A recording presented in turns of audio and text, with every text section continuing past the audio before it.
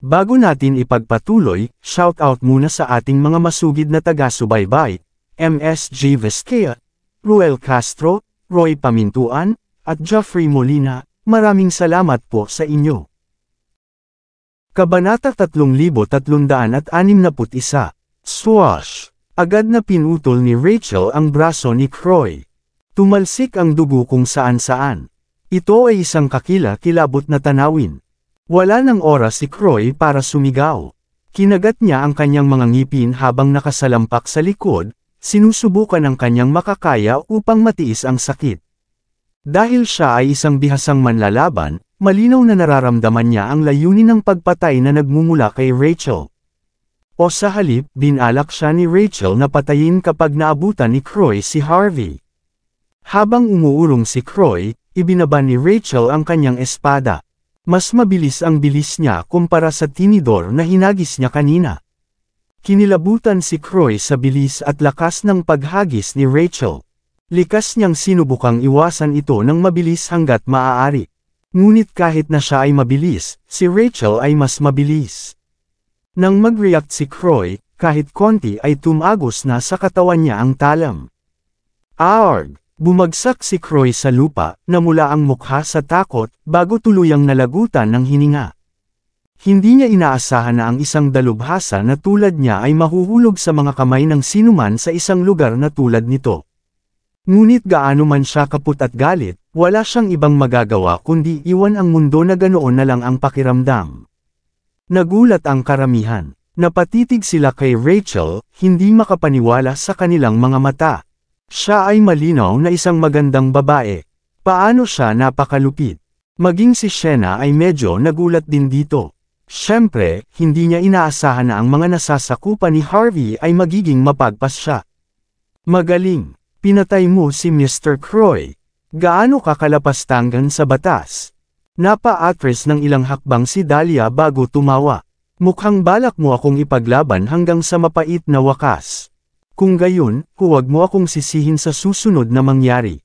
Naturally, ang pagkamatay ni Croy at ang kalagayan ni Freddie ay nagwawasak kay Dahlia. Bilang may bahay ng pamilya, siya rin ay nasa napakasamang sitwasyon. Hindi lamang niya pinahiya ang kanyang sarili kasama ang iba pang pamilya. Hindi rin dapat gawing biro ang mga Indian. Kung wala siyang paraan upang mamagitan sa sitwasyon at magbigay ng tamang pahayag, ang Heavenly Temple ay magagalit. Sa madaling salita, wala siyang hinaharap kung hindi niya papatayin si Harvey at ang kanyang mga tao. Kaya naman, hindi nag-aksaya ng oras si Dahlia na ikinakaway ang kanyang kamay. Galit na inilabas ng 12 ng mga mandirigma sa paligid niya ang kanilang mga baril at humakbang pasulong. Gayunpaman, nanatiling pareho ang ekspresyon ni Harvey. Hindi magiging sapat ang mga taong ito, Miss John. Dahil sa galit, tumawa si Dahlia. Anong karapatan mong magpakitang gilas sa harap ko, bastard?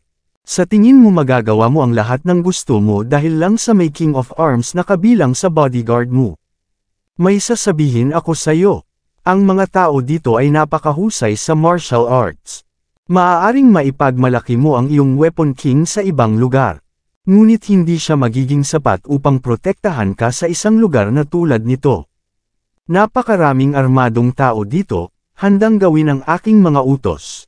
Si Dahlia ay patuloy na tumawa ng malamig, handang hayaan ang kanyang mga kampa na hilahin ang gatilyo. Bam! Bago pa man magkaroon ng pagkakataong makapag-react ang mga taong ito, umapak na si Rachel sa lupa at ikinaway ang kanyang kamay. Swoosh! Swoosh! Swoosh! Napahiyaw sa sakit ang mga manlalaban habang ang kanilang mga palso ay natusok ng mga tinidor. Clack! Clack! Clack!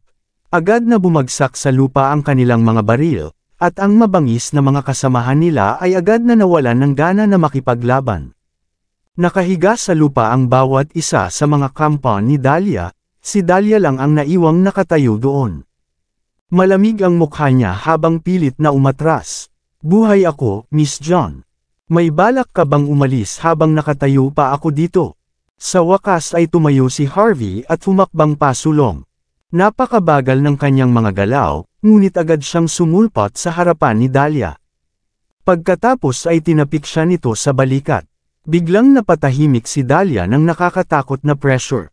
Ngunit bilang may bahay ng pamilya John, walang paraan para sumuko siya ng ganoon kadali. Huminga ng malalim si Dahlia at malamig na sumigaw. Lumapit ka sa akin kung maglakas loob ka, bastard. Kasabay nito, natauhan ang Overlord gang sa labas, at plano nilang pumasok at iligtas si Dahlia gamit ang kanilang mga baril, ngunit lahat ay pinigilan ni Rachel. Lumapit sa iyo. Inangat ni Harvey ang panga ni Dahlia bago sinampal ng malakas ang mukha nito. Namula ang mukha ni Dahlia sa isang iglap. So paano kung gagawin ko? Tanong ni Harvey na curious ang tono niya. Sa tingin mo hindi ko kaya? Halos mabali ang ngipin ni Dahlia sa sampal. Sa inis, tahimik lang siyang nakagiling ang mga ngipin. Siya ay nasa isang napakalakas na posisyon mula pa noong siya ay ipinanganak, at hindi pa siya napahiya ng ganito. Gusto niyang iuntog ang kanyang ulo sa lupa. Kung tutuusin, ang lahat ng ito ay lubhang nakakahiya para sa kanya. Ilang sampal pa sana ni Harvey si Dahlia, nang may isang malamig na tawa ang umalangaw-ngaw. Masarap maging bata, binata, ngunit dapat mong malaman ang isang bagay. Magkikita tayong lahat balang araw. Ito ay isang maliit na mundo pagkatapos ng lahat. Mas mabuting huwag mong sunugin ang iyong mga tulay kung iyon ang kaso, tama. Bilang isang tagalabas, kung patuloy kang kikilos ng walang ingat sa isang lugar tulad ng Floatwell, kailangan mong bayaran ito ng maaga o huli. Bukod dito, sa tingin mo ba ay may karapatan kang sumalungat sa pamilya John dahil lang sa hawak mo ang King of Arms bilang bodyguard mo? Napakawalang muwang. Ang kanyang boses ay malamig at nakakasakit sa tainga, at medyo parang tumitilaok na tandang. Kasabay nito, ang boses na iyon ay umalangaw-ngaw sa buong lugar. Mahirap sabihin kung saan nanggagaling ang tunog. Ang lahat ay nagsimulang mataranta na hinahanap ang pinanggalingan ng tunog. Kumunat ang noo ng kapitan ng bantay ni Shena. Siya ay isang mahusay na manlalaban. Wala siya sa posisyong ito kung wala siya sa unang lugar. Gayunpaman, kahit siya ay hindi matukoy kung saan nanggagaling ang boses. Nanlaki ang mga mata ni Dahlia nang marinig ang boses. Natural, alam na alam niya kung sino iyon. Paumanhin, Elder Bulldozer. Mas lalo pa kitang pinahirapan. Pakiusap, ibagsak ang mayabang na baliw na ito. Bawiin ang reputasyon ng pamilya John. Bulalas ni Dahlia na may intensyong pumatay. Bulldozer. Natigilan ang lahat sa pangalan. Si Bulldozer ay isang sikat na figure mula sa Floatwell 10 taon na ang nakalilipas. Sinasabing nag-iisang natalo niya ang 1,000 tao at pumatay ng napakaraming eksperto sa kanyang panahon. Nais niyang magretiro dahil sa kanyang edad, kaya nagsilbi siya sa ilalim ng pamilya John at naging pinakamalaki nilang anak. Ang kanyang misyon ay protektahan ang isang mahalagang miyembro ng pamilya John. Walang inaasahan na si Dahlia ay magkakaroon ng ganoong kataas na katayuan para sa kay Bulldozer na sumusunod sa kanya sa paligid. Tapos na si Harvey, mamamatay siya. Kahit na natigilan ang lahat sa pagkabigla, si Harvey ay labis na na-curious at ipinakita iyon sa kanyang mukha. Alam ni Harvey na ang lalaking may ganoong palayaw ay dapat na isang tunay na eksperto. Baka kumilos si Harvey ng medyo seryoso. Kahit gaano ka kadominanti sa ibang lugar, binata. Ngunit kapag nasa Floatwell ka, hindi mahalaga kung sino ka. Lumuhod ka. Sa anumang kaso, dapat mong palayain si Lady John ngayon din. Iligtas mo rin si Young Master Garcia. Pakakawalan kita kung gagawin mo. Pero kung tumanggi ka, huwag mo akong sisihin sa mga sumunod na mangyari. Biglang nabasag ang bintana ng kwarto. Sa susunod na sandali, isang figure ang tumalon sa bintana. Nabuo ang mga bitek sa marmol na sahig pagkalapag niya, na parang sapot ng gagamba. Napakadami na ng paraan ng pagpasok kaya hindi napigilan ng karamihan na umatras. Nagulat ang lahat ng mga Indian. Talagang naniniwala silang hindi sila magagapi pagdating sa martial arts, ngunit nagulat sila nang makita ang isang eksperto sa ganitong kalibre sa bansa H. Ang ganitong eksperto ay lalabas lamang sa mga nobela at pelikula. Gayunpaman, nakatayo siya sa harap ng kanilang mga mata. Tinitigan ni Harvey ang figure ni Bulldozer na curious. Alam niyang isa itong matanda sa edad na 50. Ang mukha ni Bulldozer ay napakaputla, ngunit ang kanyang mga mata ay sapat na mapula upang ipakita na siya ay nagdusa mula sa napakatagal na oras ng kawalan ng tulog. Dahil sa kaibahang iyon ay tila napaka-bangis niyang tao, na para bang anumang oras ay pupunitan niya ang isang tao. Wala akong masyadong pasensya, binata. Bibigyan kita ng 3 segundo. Hayaan mo si Lady John at iligtas si Young Master Freddy. Bulalas ni Bulldozer, bakas sa mukha niya ang galit. Sinukat ni Harvey si Bulldozer bago huminga ng malalim. I'm sorry, pero hindi ka karapat-dapat. How dare you? Anak ng tinapa. Nagdilim ang mukha ni Bulldozer sa isang iglap, at pakiramdam niya ay hindi siya pinahahalagahan. Sa sumunod na sandali, sumugod siya mismo kay Harvey. Kasabay nito, ang kanyang mga kamay ay namumula sa dugo, na may masangsang na amoy ng bulok na nagmumula sa kanyang mga kamay.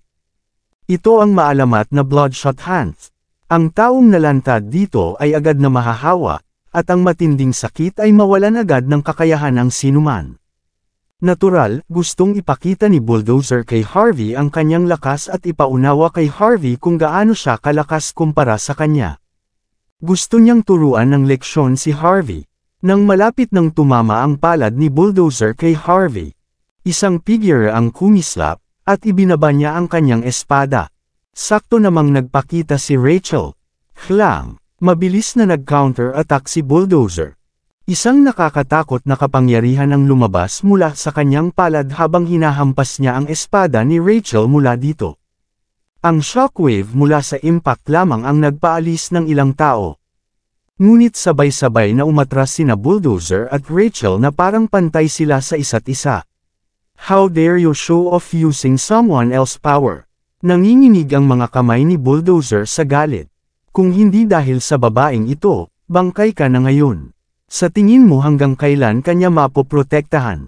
Sa tingin mo ba makakatagal ka kapag tapos na ako sa kanya?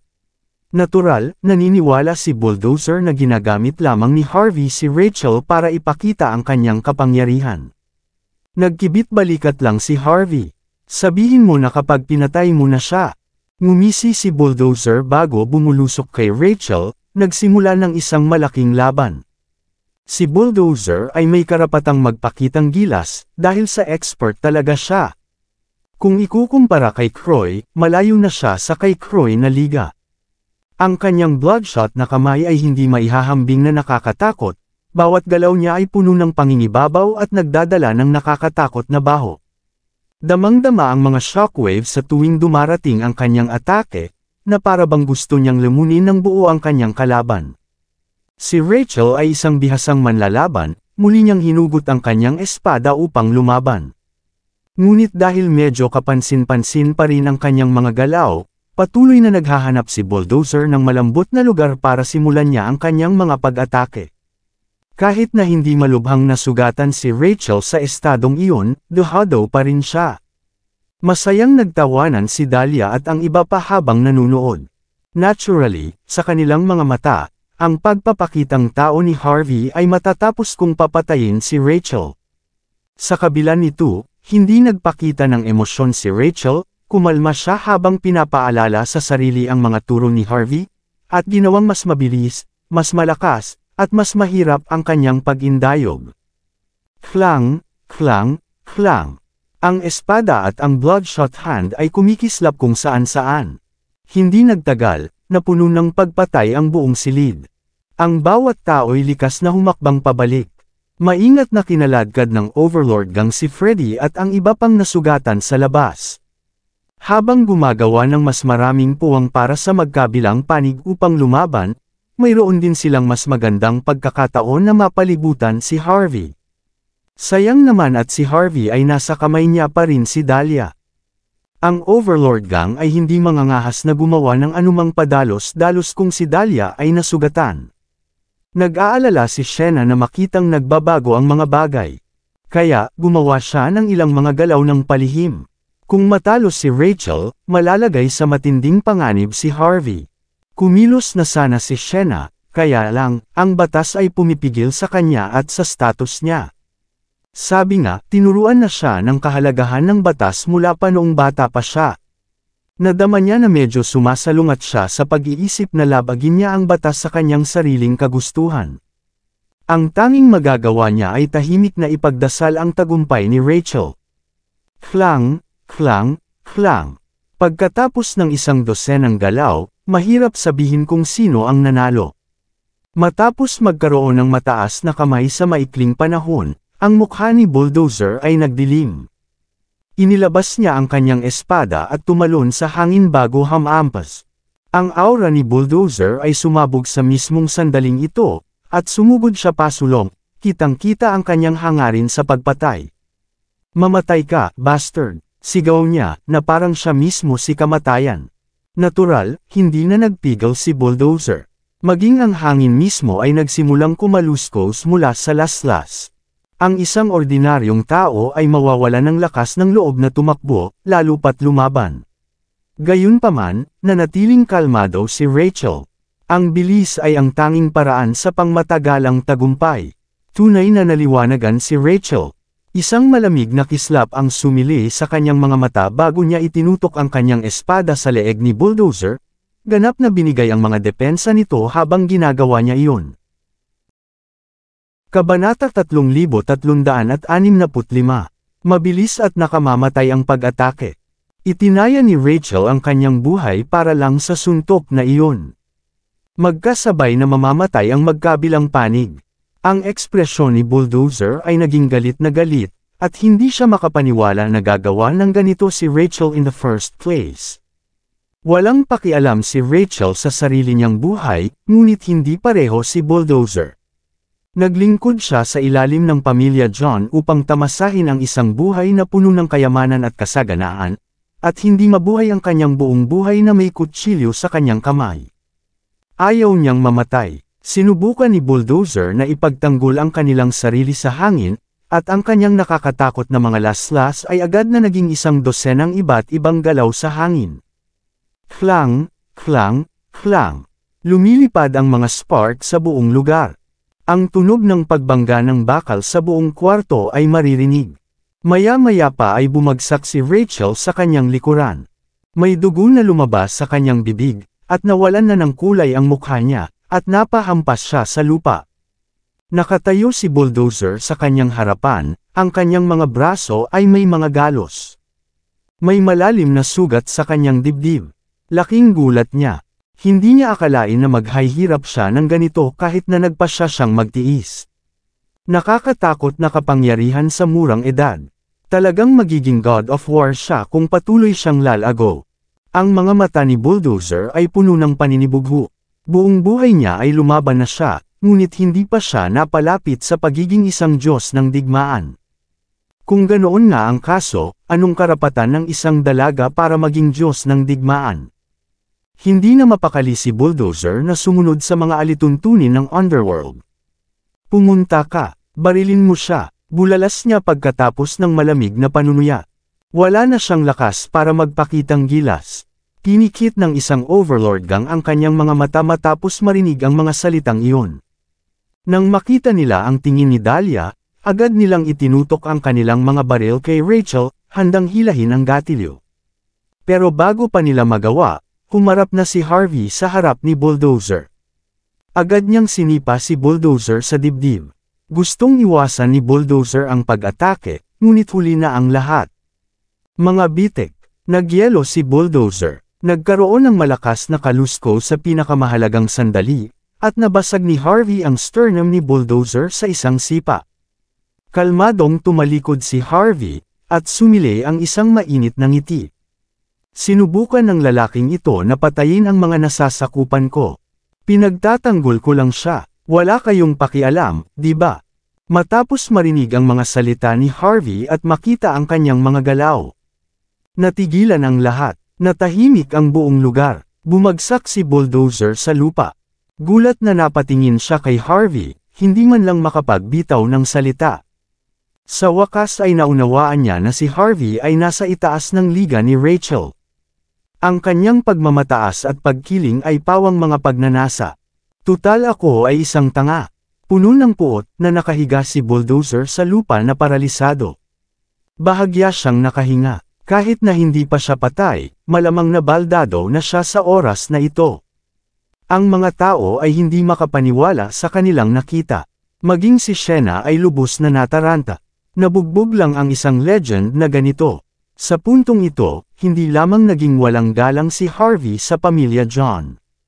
Hayagan niya silang hinamon. Ang magkabilang panig ay magwawakas ng kakilakilabot kung ito ay patuloy na tataas. Sa sandaling ito, walang galit o kalungkutan.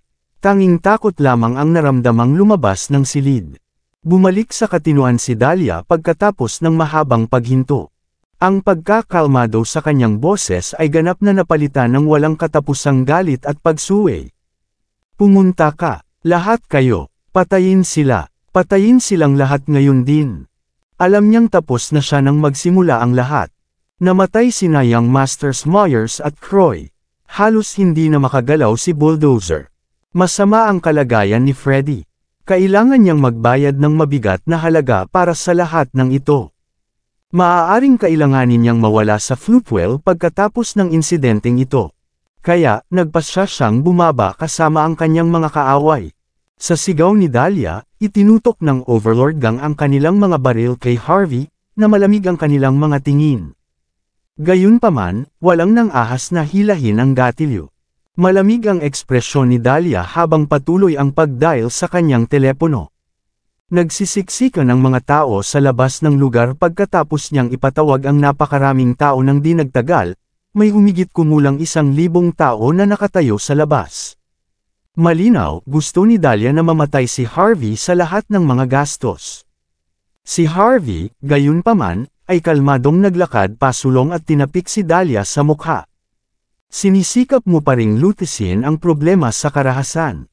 Tumawag ka na lang ng pulis, bakit hindi? O sinasabi mo na gusto mong gawin ko ito para sa iyo? Ngumiti si Harvey bago dahil ang numero ni Ansel. Naningkit ang mga mata ni Dahlia nang makita ang numero. Hindi siya makapaniwala na makukuha ni Harvey ang isang tulad ni Ansel dito, at nagpatuloy siya sa pag-iipon ng kanyang lakas, naghahanda na lumaban hanggang sa kanyang huling hininga. Wala pang kalahating oras, maraming inspector na may kargadong mga baril ang sumalakay sa bar at nakontrol ang lahat. Nakahinga ng maluwag si Shena nang makita sila. Alam niya na ang namamahala ay walang iba kundi si Ansel mismo. Maaaring hindi ang Torres ang pinakamalakas na pamilya sa Floatwell, ngunit tiyak na sila ang pinakamatapang.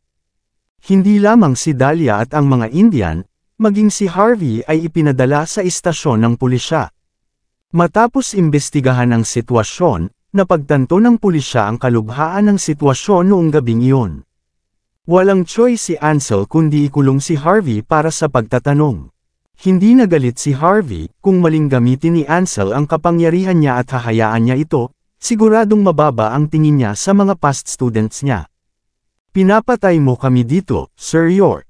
Kinaumagahan, nagdala si Ansel ng pagkain para dalhin sa interrogation room para kay Harvey. Nadroga si Shena. Tumulong ang pamilya John na gawin iyon. Namatay ang lahat ng Indian. Maging si Bulldozer ay napilayan dahil sa iyo. Si Ansel ay walang imek. Sapat na itong komplikado, ngunit alam ng lahat ang tungkol dito at ngayon ay dahil nasangkot ka dito. Lahat ay tumawag sa telepono sa aking pamilya kagabi. The Johns, the Bowers, the Indians, and even the Lord of the Golden Palace. Ngumiti si Harvey, paano ang mga Wright? Natigilan si Ansel, hindi, pero. Agad na pinutol ni Harvey si Ansel. Maging ang pamilya Wright ay tahimik na naghihintay sa iyo na magpasya kung ano ang susunod na gagawin. Bakit ka matakot? Natigilan muli si Ansel. Tapos, nanginginig ang katawan niya. Tama siya, maging ang mga Wright ay tahimik na naghihintay ng patas na pahayag. Anong karapatan ng ibang pamilya na tumawag ng ganoon? Lahat mula sa pamilya Torres ay nagtatrabaho para sa gobyerno. Ang kanilang pinakamahalagang gawain ay itaguyod ang hustisya. Hindi lang ang pamilyang Wright ang mga biktima ng insidenteng ito, ang pamilyang Torres ay kailangang maging patas din sa iba. Walang pag-iisip, mabilis na lumabas ng interrogation room si Ansel.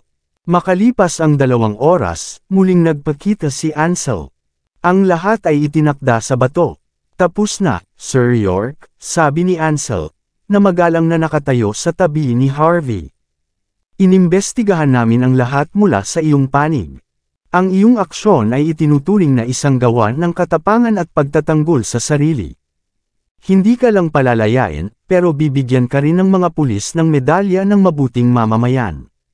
Humigop ng kape si Harvey habang nakikinig sa mga salita ni Ansel. Paano ang iba? Ang anak ng Wright ang biktima, kaya natural na magiging maayos siya.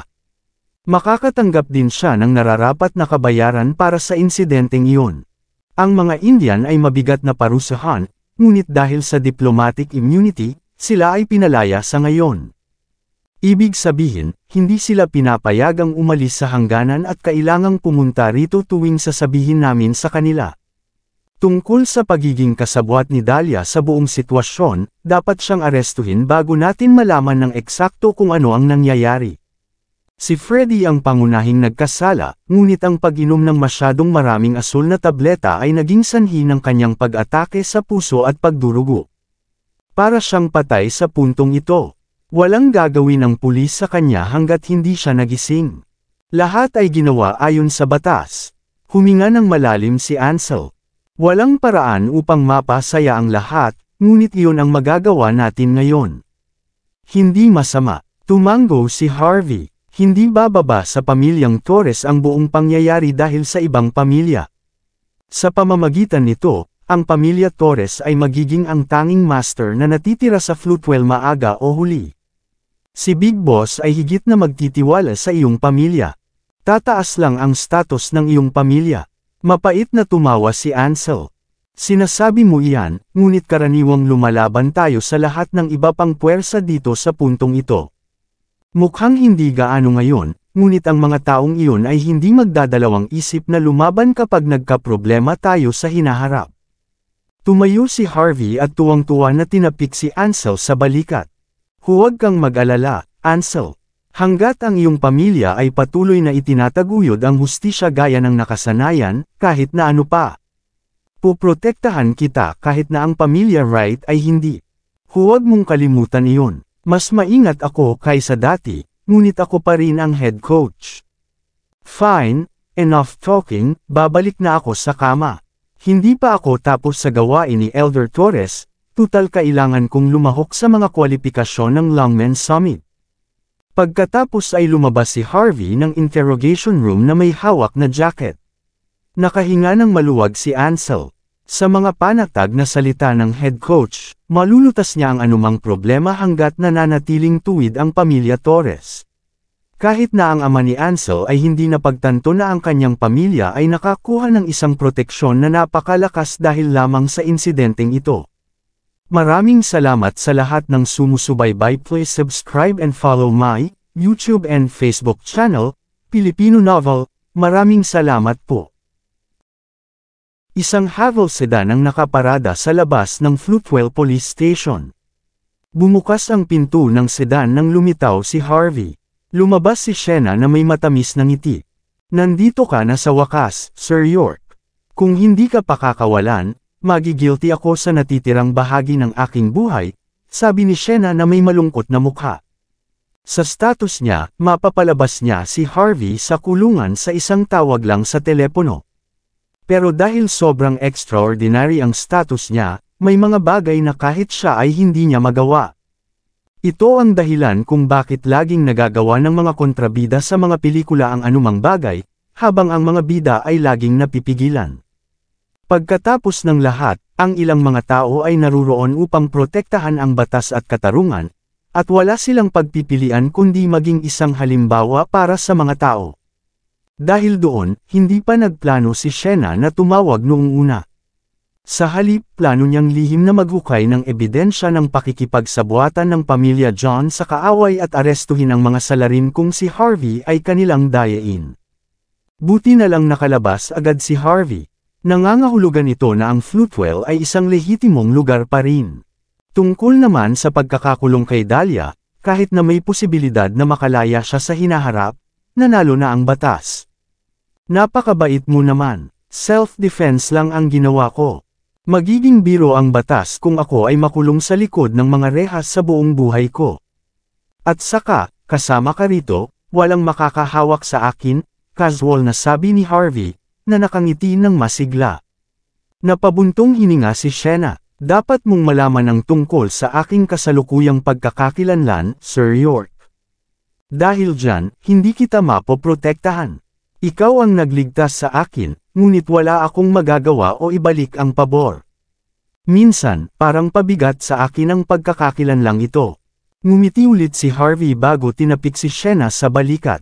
Anak ni Wright, sa iyong pagkapanganay, katayuan at pagkakakilanlan, ikaw ay nakatakdang lumakad sa liwanag.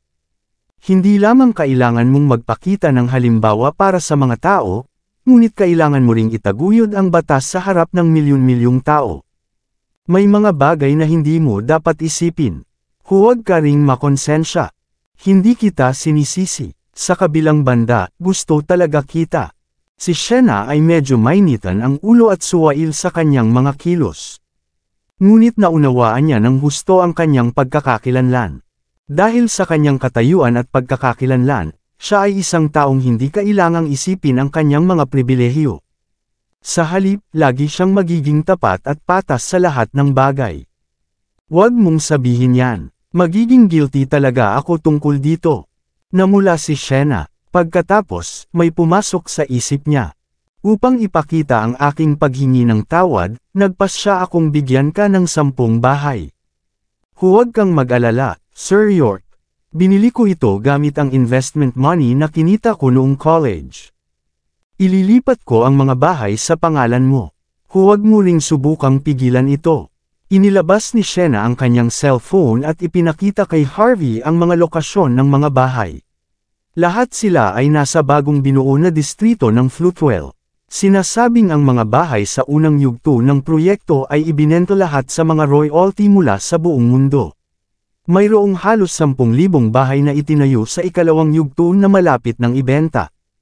Nang makita ang determinadong ekspresyon ni Sienna, alam ni Harvey na walang katapusan ito kung tatanggi siya. Matapos pag-isipan ito ng ilang sandali, atubiling tinanggap ni Harvey ang regalo.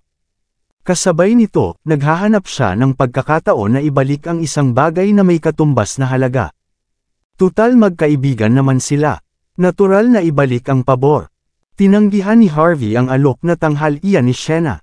Nakita niya ang mga bodyguard sa kotse ni Sienna na nagbibigay sa kanya ng mabangis na tingin. Kung si Harvey ay hindi naging tagapagligtas ni Sienna, ang mga bodyguard ay nagmadali ng lumabas at itinulak siya palayo sa kanya. Walang pakialam si Harvey. Kung tutusin, mas dapat bigyan ng pansin ni Big Boss ang kanyang anak.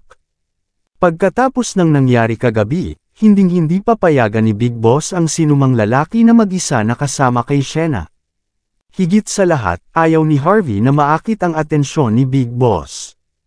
Hindi lang siya nagkaroon ng interes na maging elder ng puwersang militar ng bansa, ngunit wala rin siyang intensyon na maging head trainer ng siyam na pinakamalakas na puwersang militar. Ang gusto lang niyang gawin ay mamuhay ng payapa sa natitirang bahagi ng kanyang buhay, at makasama muli si Mandy. Hindi pinayagan ni Harvey si Sienna na ihatid siya pauwi, ngunit hindi rin siya pumara ng taxi. Sa halip, sumakay siya sa scooter patungo sa kalye kung saan matatagpuan ang base camp ng Axe Gang. Habang papunta siya, naisip niya ang kanyang mga aksyon sa Floatwell. Sa paghusga mula sa kasalukuyang sitwasyon, ang Longmen Law Enforcement ay nasa mabuting kamay. Gayunpaman, ang di umano'y pagkamatay ni Samuel ang pinakamalaking problema. Sa paghusga sa personalidad ni Samuel, walang karapatan ang 3 young master sa kanyang pamilya na magmana ng kanyang posisyon bilang Panginoon ng pamilya at ng Longmen. Mayroon ding mga Indian na nagpapaypay ng apoy sa Floatwell. Nadama ni Harvey na obligado siyang manalo sa Longmen Summit upang makapagpasya siya kung gusto niya o hindi ang kahalili ni Samuel sa hinaharap. Pagkaraan ng ilang oras, iniwan ni Harvey ang kanyang scooter sa isang itinalagang lugar sa kalye. Sa sandaling iyon, lumitaw ang ilang madilim na berdeng Toyota Prados mula sa lahat ng direksyon, na humaharang sa landas ni Harvey. Bam, bam, bam. Maraming nakadamit na tao ang tumalon palabas ng sasakyan. 3 taong nakasuot ng gintong damit ang nakita sa loob ng grupo. Ang mga taong nakadamit na ginto ay magkamukha. Kung titingnan ng malapitan, medyo kakaiba din ang hitsura nila. Ang mga lalaki ay mukhang pambabae, habang ang mga babae ay mukhang panlalaki. Galit silang tumingin kay Harvey. Malalim na emosyon ang nagbigay kulay sa kanilang mga mukha. Hindi nag-abalang magsalita si Harvey sa mga taong ito, ngunit nagsalita pa rin siya. Sino kayo? Ano ang sinusubukan mong gawin? Ikaw ba si Harvey? Malamig na tanong ng lalaki sa kaliwa niya habang humahakbang. Ganyan mo pinagpalit si Freddy. Hinihingi ng lalaking nasa tama. Pinatay mo si Bulldozer. Pasiga na tawag ng babae na nakatitig kay Harvey. Ikaw ba ang dahilan kung bakit naaresto pa rin si Miss John? Sobrang dominante nila, parang gusto nilang patayin si Harvey sa pressure na mag-isa. So, ang mga katulong ng pamilya John. Nang marinig ang kanilang mga tanong, naging curious si Harvey. Ano ito? Gagamit ka ba ng dahas kapag ang awtoridad mo ay walang silbi laban sa akin? Talaga bang naiinis kayong mga talunan? Kabanata 3370. Alam ni Harvey na hindi madaling matapos ang insidente. Gayunpaman, hindi niya akalain na susundan siya ng pamilyang John nung kalalabas pa lang niya sa istasyon ng pulisya. Ngunit sa paghusga mula dito, masasabi ni Harvey na galit ang pamilyang John. Mula sa kanilang pananaw, lubos silang napahiya noong sila ay nasa krusyal na sandali ng pagiging isang mataas na uri ng pamilya. Nakikipagtulungan din sila sa mga Indian. Kung hindi nila mabibigyan ng patas na pahayag ang mga Indian tungkol sa insidente, tiyak na matatapos ang kanilang pagtutulungan. Hindi yun matanggap ng pamilya John. Wala kang sasabihin dyan. Alam namin. Unti-unting bumukas ang likurang pinto ng Toyota Alphard. Isang matandang lalaki na nakasuot ng tuxedo at may gusot na puting buhok ang lumabas ng tuloy-tuloy. Tinapunan niya ng masamang tingin si Harvey. Nang lumaban ka sa pamilya John, dapat alam mo ang mga kahihinatnan. Hindi na kailangang matakot. Hindi kami pumunta dito para patayin ka, pumunta kami dito para pilayin ka at itapon ka sa Heavenly Temple. Dahil hindi kami tutulungan ng pamilya Torres. Kami na mismo ang gagawa. Mas nakakatakot pa ang itsura ng lalaking mukhang mayordomo kumpara sa mga nakagintong damit na iyon. Siya ang lingkod ng pamilya John. Isa siya sa pinakamagagandang underlings ng pamilya John, at ang taong namamahala sa pakikitungo kay Harvey noong araw na iyon. Napangiti ng mahina si Harvey. Ang pamilya John ay may pinakamahusay na talento sa pag-aaral sa sagradong martial arts training grounds. Ngunit wala ba kayong mga prinsipyo sa inyong mga aksyon? Nagtatrabaho pa kayo sa mga Indian? Alam ba iyon ng Golden Palace? Manahimik ka bastard. Ang mukha ni Butler John ay malamig na parang yelo. Sino ka sa tingin mo? Ang mga tagalabas na tulad mo ay walang karapatan na punahin kami. Kailangan mong mag-isip ng paraan para mabigyan kami ng patas na pahayag. Huwag kang tumanggi kung alam mo kung ano ang makakabuti para sa iyo. Mas lalo ka lang masasaktan kung gagawin mo. Baliin namin ang iyong mga paa at ipapadala ka sa Heavenly Temple kung kumilos ka. Ngunit kung hindi mo gagawin, hindi ko iniisip na baliin ang bawat isa sa iyong mga buto. Gagawin kong buhay na impyerno ang buhay mo. At huwag kang mag-abala sa paghihintay na dumating ang iyong magandang bodyguard at iligtas ka. Nagpakita lang kami dahil alam naming hindi siya darating.